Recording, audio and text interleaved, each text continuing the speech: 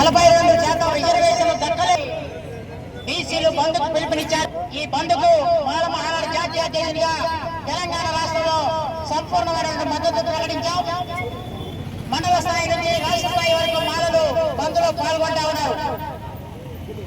కాంగ్రెస్ ప్రభుత్వం 42% అసెంబ్లీలో తీర్మానం చేసి గవర్నర్ పంపితే గవర్నర్ ఇంతవరకు సంతకం పెట్టలేదని చెప్పి బీసీలు రోడ్ల మీదకి వచ్చారు.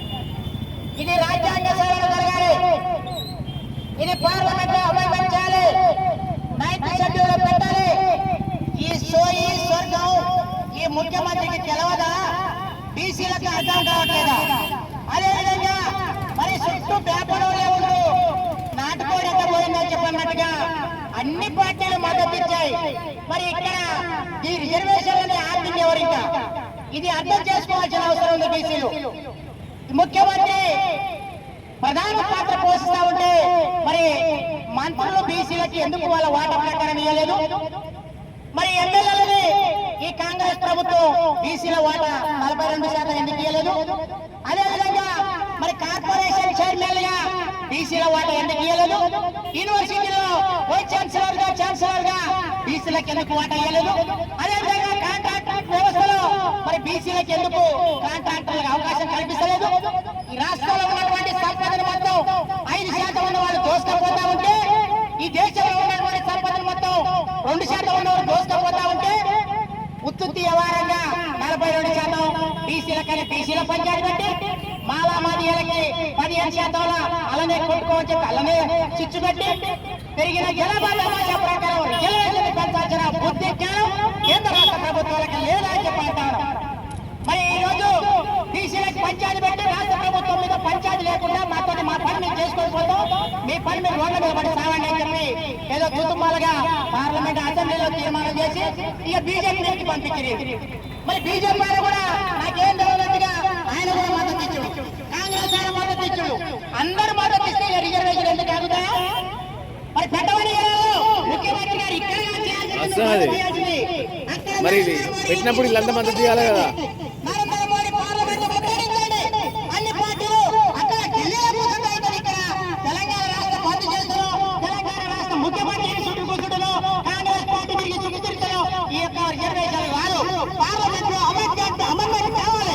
42% రిజర్వేషన్ ఎస్సీలకు ఏదైతే రిజర్వేషన్ 15% నుంచి పెరిగిన జనాభా కాపాడే ప్రకారం 18% పెంచాల్సిన అవసరం.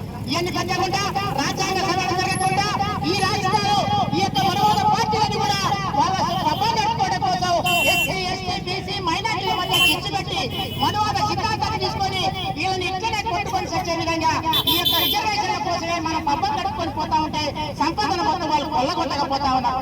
ఈ రాష్ట్రంలో ఉన్నటువంటి బీసీలు 80% ఉన్నటువంటి వాళ్ళు 185 కోటికి లేని వాళ్ళు ఊడికి రాజ్యం వేస్తారన్నది మాన్యకాంతిరావు.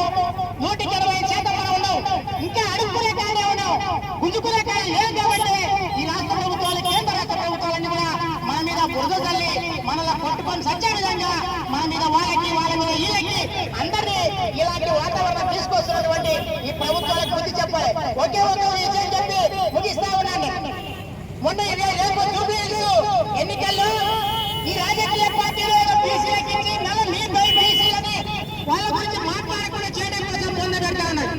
నిజంగా చిన్న చూస్తుంటే బీసీలు రోడ్ల మీదకి వచ్చేట్టుగా జూబ్లీస్ ఉప ఎన్నికల్లో ఒక ఇండిపెండెంట్ జేఎస్ఎం దగ్గర ఒక క్యాండిడేట్ పట్టి కాంగ్రెస్ ని టీఆర్ఎస్ ని అదేవిధంగా బీజేపీని వైఎస్ఆర్ పార్టీ ఇక టీడీపీని ఎంఐఎం ఇలాంటి పార్టీలన్నీ కూడా కావాలి ఒక బీసీ ఇండిపెండెంట్ క్యాండిడేట్ గెలిపిస్తే అలా అది సత్తా political power is the most of the doctor Babasaheb Ambedkar Jyotirao పోయేస్తుగా అలా ఆరోగ్యం తప్ప ఈ దుందుమాల కారణాలకి బంధువులకి ఈ రిజర్వేషన్లకి ఒరిగేది ఏం లేదు.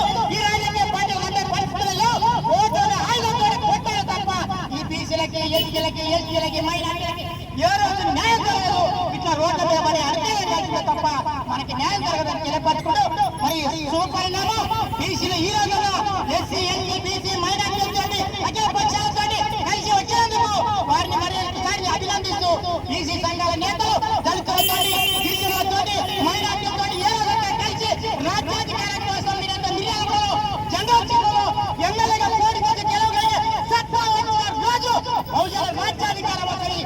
రాష్ట్రం మీ చేతులు ఉంటేనే అడుక్కోవాల్సిన అవసరం లేదు. 42 గంటలు వచ్చే తీసుకోండి.